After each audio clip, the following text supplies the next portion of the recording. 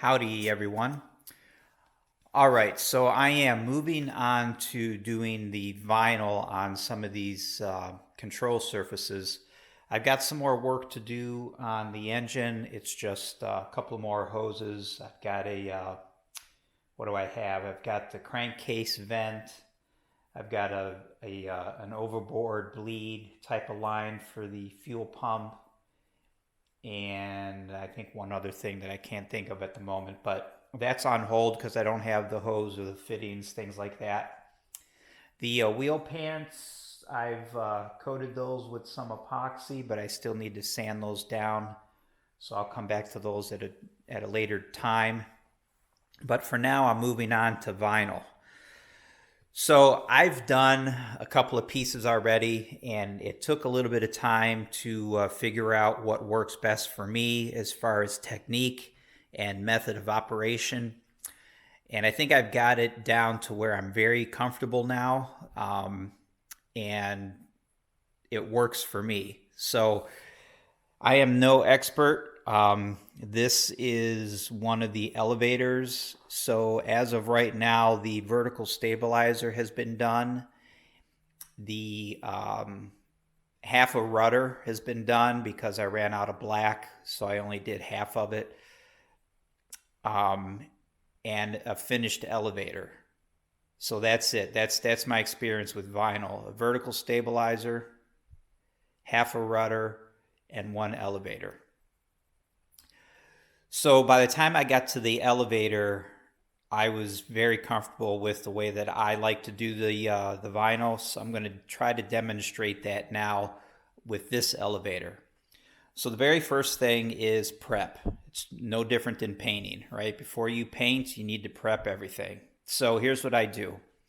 You'll notice that I've got my workbench completely cleaned off, and it still has this piece of cardboard on it. This is where I'm going to do all of my dirty work. Once the dirty work is done, I'm going to cover this with a clean sheet before I actually do the vinyl. You want your work area to be really clean when you're actually putting the vinyl on your parts. So before that, I'm going to go ahead and get this prepped. And here's what I like to do. The first thing is I have these pulled rivets here that attach the fiberglass fairing in place. In the process of pulling these, they get a little bit of a burr on them. So I'm going to clean all these off and clean off these burrs. You'll also see I've got a pulled rivet here. This is a different style of pulled rivet. These are flush rivets. This is more of a domed rivet.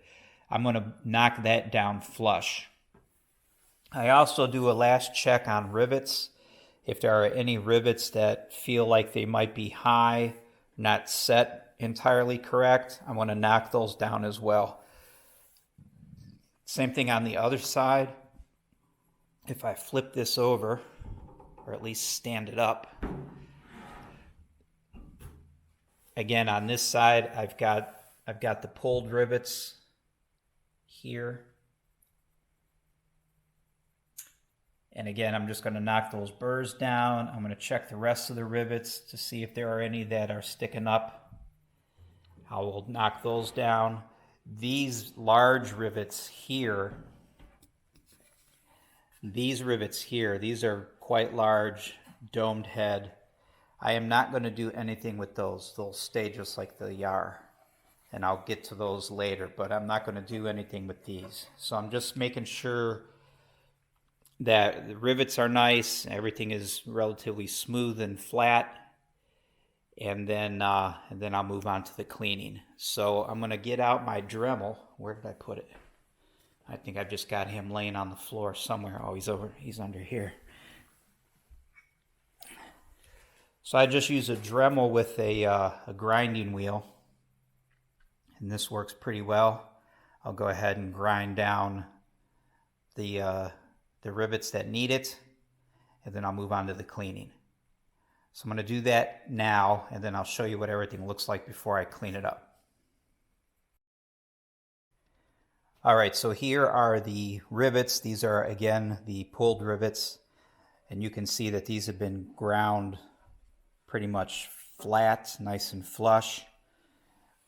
And of course, I did this on all of the pulled rivets, the ones on the other side as well. I also had a more of a domed rivet here. I knocked it down, and there was one on the other side. I did the same thing.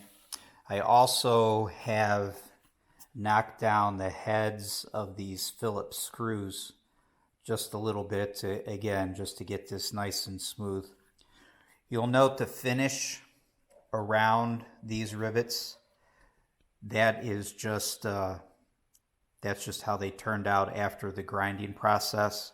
With paint, you probably want to address this, but with the vinyl, this is actually just fine, and you'll see that when I get the vinyl on, you won't see any of this roughness through the vinyl. Again, probably not satisfactory for paint, but for the vinyl, that's really all I need to do is just grind these flat and I'm done. I don't need to sand or get crazy with it. Same thing with the screw heads. Just grind them down and you're done. You don't have to come back and clean this up with any kind of a sandpaper or anything of that type of thing. Another thing to make note of, this is the interface between the lead weight and the fiberglass fairing. This in here, on my other one, the other elevator that I had done, I had a gap in here, a good size gap. So I just made up some epoxy with some flocks and cleaned that up really nice. And then I did the vinyl. This one is okay. There aren't any gaps around here, so this is good to go. But just pay attention to that. Ultimately, and I'll cover this more here in a second, this fiberglass is not going to get covered with vinyl. This is going to get painted. But I wanted to get this nasty work done before doing the vinyl. I didn't want to have my nice vinyl on the aluminum and then come back and fool around with epoxies and things like that and run the risk of getting it on the vinyl. So do any kind of fix that you need to do or any kind of cleanup or anything of that nature. Do all of that before you get to the actual vinyl. Down at this end, the only thing that I had is a single, another one of those dome type rivets here. Again, that's been knocked down flush. The rest of the rivets are fine. So I just took about 10 minutes and ground all this stuff down nice and flat. I vacuumed everything really good. I even vacuumed the area that I was working really well. So next up is actual cleaning. A lot of fingerprints all over everywhere. There's places like this. This actually looks like it might be some fuel tank sealant or something like that. I'm just going to use some acetone and a clean rag, and this is all going to get wiped down to get all of the hooey off of it. I would recommend only cleaning the side that you're doing. I am not wrapping the vinyl all the way around. It's too difficult for me. So I'm doing one side and then I flip it over and do the other side. So yes, I'm going to have an overlap of vinyl, but I'm okay with it. So I recommend cleaning the side that you're going to work on first, and then vinyl wrap it, and then flip it over, clean that side really good, and then wrap it. That's my suggestion. So I start with the bottom first. Here's the elevator horn. So you can tell by its orientation that this is the bottom of the elevator. And I'm going to do this surface first. So I'm going to clean this first. So here's what I'll do. I'm going to clean this first like it is on the bench. And then I'm going to cover the bench with a clean, unused sheet. I'll put the elevator back on it. And I'll clean it one more time really quick, and then I'll do the vinyl on a nice clean sheet. I'll show you the vinyl here in a second, but the vinyl is already pre-cut. I've already cut the vinyl. When I had done the first elevator, I had rolled out the vinyl on the bench. I put the elevator on top of the vinyl, and then I basically traced around the shape of the elevator, with a few inches extra around the whole perimeter. I cut that out and then I laid it on top of the elevator to make sure that it would fit nicely, and it did. And then I used that piece of vinyl as a pattern to make the other pieces. So I made 2 pieces for the other elevator, which is now finished, and I have 2 pieces already cut for this elevator. So that's what I'd recommend. Get 1 cut and use it as a template, and then make 3 other duplicates. So you'll have all your elevators cut.